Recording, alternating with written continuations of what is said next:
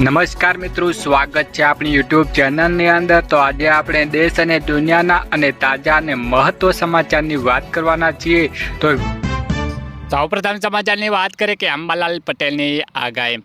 હવામાન નિષ્ણાત અંબાલાલ પટેલની આગાહી મુજબ ગુજરાતમાં આગામી 48 કલાક બાદ ગરમીમાં મળશે રાહત, પરંતુ 18 થી 21 માર્ચ દરમિયાન રાજ્યના વિવિધ ભાગોમાં કમોસમી વરસાદ થવાની શક્યતા રહેલી છે।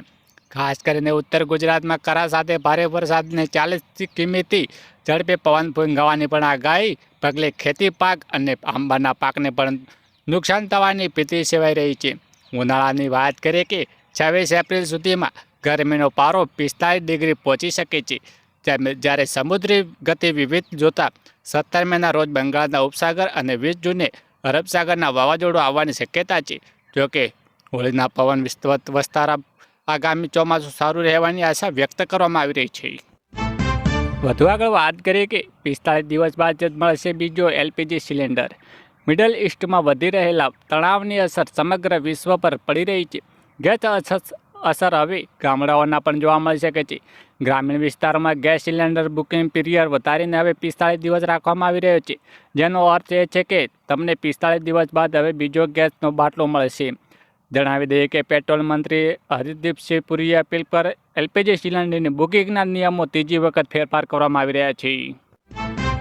સૌથી અગત્યની વાત કરીએ કે 1 એપ્રિલથી હાઈવે મુસાફરી થશે મોંઘી। નેશનલ હાઈવે પર મુસાફરી કરતા લોકો માટે મહત્વના સમાચાર આવી રહ્યા છે।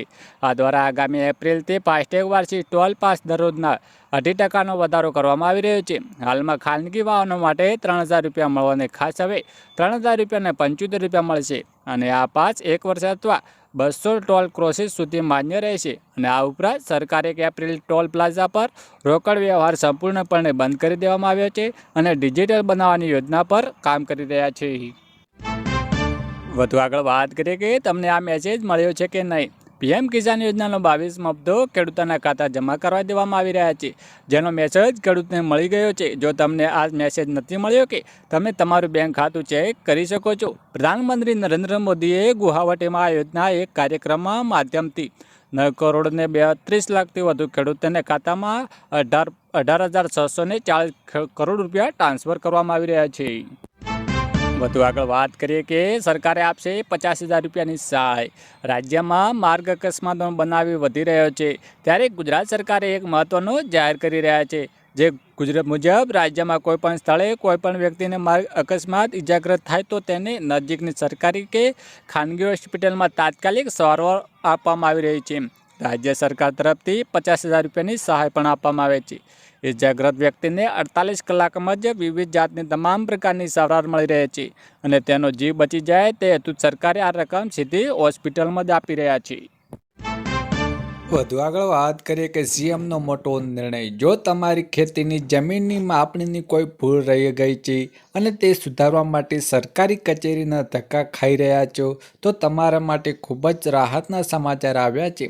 ગુજરાતના મુખ્યમંત્રી ભૂપેન્દ્ર પટેલે ખેડૂતોને ગ્રામીણ નાગરિકોના હિતમાં એક અત્યંત મહત્વપૂર્ણ નિર્ણય લીધો છે, જેમાં ગામોની જમીનની માપણી પૂરી થઈ ગઈ છે, તેના સત્યો રહી ગયા છે તો સુધારવા માટે હવે આખા ગુજરાતમાં ભૂમિ સીમાંકન નામની એક સમાન પદ્ધતિ લાગુ કરવામાં આવશે। આ નિર્ણયથી ખેડૂતોની વાંધા અરજીઓની ઝડપી અને પારદર્શક રીતે ઉકેલ આવશે, જેનાથી ગુડ ગવર્નન્સ અને ઇઝ ઓફ ડુઇંગ બિઝનેસ પણ મોટો વેગ મળશે। વધુ આગળ વાત કરીએ કે 22મો હપ્તો જમા। પીએમ કિસાન 22 હપ્તા ઇન્ટરનેટ ડેટ। દેશભરમાં કરોડો ખેડૂતો હવે પીએમ કિસાન સન્માન નિધિ યોજનાના 22મા હપ્તાની આતુરતાથી રાહ જોઈ રહ્યા છે। પહેલાં એવું માનવામાં આવી રહ્યું હતું કે હોળી પહેલાં અથવા હોળીની પીએમ કિસાન 22મો હપ્તો જમા કરશે, પરંતુ ખેડૂતોના ખાતામાં 22મા હપ્તાની રકમ જમા થઈ નથી। આવી સ્થિતિમાં હવે દેશના કરોડો ખેડૂતોના મનમાં એક જ સવાલ ઊભો થયો છે। પીએમ કિસાન સન્માન નિધિ યોજના 22મો હપ્તો સરકારી ખાતામાં મોકલશે।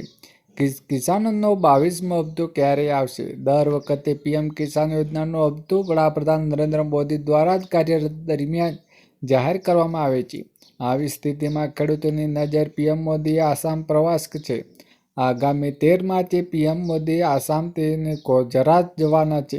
તેવું માનવામાં આવી રહ્યું છે કે પીએમ મોદીએ આસામના પ્રવાસ દરમિયાન પીએમ કિસાન યોજનાનો 22મો મુદ્દો જાહેર કરી શકે છે, જો આ અંગે કોઈ સત્તાવાર અપડેટ સામે આવી નથી. વધુ આગળ વાત કરીએ કે રાશન કાર્ડ ધારકો માટે ગુડ ન્યૂઝ. મેરા રાશન સુવિધા સાથે લોકો હવે તેમના મોબાઈલ ફોનને રેશન કાર્ડ વિગતોને ચકાસી શકે છે. પરિણામે સભ્યોની વિગત, રેશન કાર્ડની સ્થિતિ અને તેઓ મેળવવા માટે કડકદાર રાશનની રકમ જેવી મહત્વપૂર્ણ માહિતી દર્શાવી રહ્યા છે. પહેલાં લોકોએ આ માહિતી મેળવવા માટે રેશન ડીલર અથવા સરકારી વેબસાઇટ મુલાકાત લેવી પડતી હતી. હવે આ સુવિધા સીધી તેના મોબાઈલ પર જ ઉપલબ્ધ રહે છે. વધુ આગળ વાત કરીએ કે ઓનલાઈન ગેસ બુકિંગ બંધ. ગેસ અછત વચ્ચે હવે લોકો ભારે હાલાકી ભોગવવાનો વારો આવ્યો છે. એલપીજી ગેસ બુકિંગ કરવા સુરતના લાંબી લાઈનો લાગી રહી છે. ગેસ એજન્સી પર લોકોની લાંબી કતાર જોવા મળી રહી છે. ઓનલાઈન બુકિંગ થતું ન હોવાને લોકો રજૂઆતો કરી રહ્યા છે. સરકારે બુકિંગની તારીખો લંબાવનાર લોકો માટે ચિંતા વ્યાપી કરી ગઈ છે. ગેસ બોટલ નહીં મળે તો ચિંતા સામે લોકો કલાકોની લાઇનમાં લાગ્યા છે. વડોદરામાં પણ આવી સ્થિતિ જોવા મળી રહી છે. ત્યારે શું હાલત છે? વધુ આગળ વાત કરીએ કે પેટ્રોલમાં 12 રૂપિયાનો વધારો ચીંકાશે.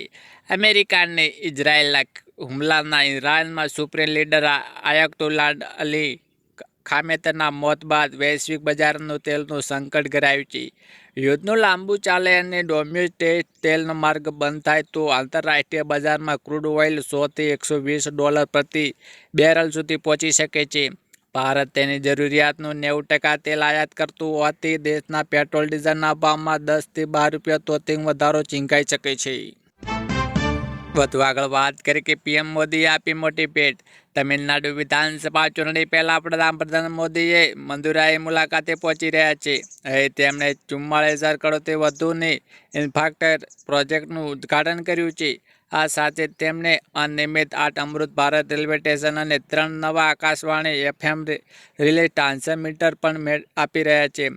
પીએમ મોદીએ જણાવ્યું હતું કે વિકસિત ભારતના લક્ષ્યને પ્રાપ્ત કરવા માટે તમિલનાડુનો વિકાસ અત્યંત નિર્ણાયક ભૂમિકા ભજવશે. સૌથી અગત્યની વાત કરીએ કે કરોડો લોકો વોટ્સએપ એકાઉન્ટ બંધ. ભારતના આર્થિક સિમ બેન્કિંગના નવા નિયમો લાગુ થતાં કરોડો વોટ્સએપ એકાઉન્ટ બંધ થઈ જશે. 28 ફેબ્રુઆરીની ડેડલાઇન પૂર્ણ થતાં હવે એકથી વધુ સ્માર્ટફોન લીક ડિવાઇસ દ્વારા ચાલતા એકાઉન્ટ કામ નહીં કરે. આ નિયમ ટેલિગ્રામ અને સિગ્નલ જેવી એપ પર લાગુ પડશે. ભારતના 85.3 કરોડ યુઝ પર આની મોટી અસર પડશે. સુરક્ષાના કારણોસર સરકારે મલ્ટી ડિવાઇસ લોગિંગ પર આ પ્રતિબંધ મૂકવાનો નિર્ણય લીધો છે. Yeah.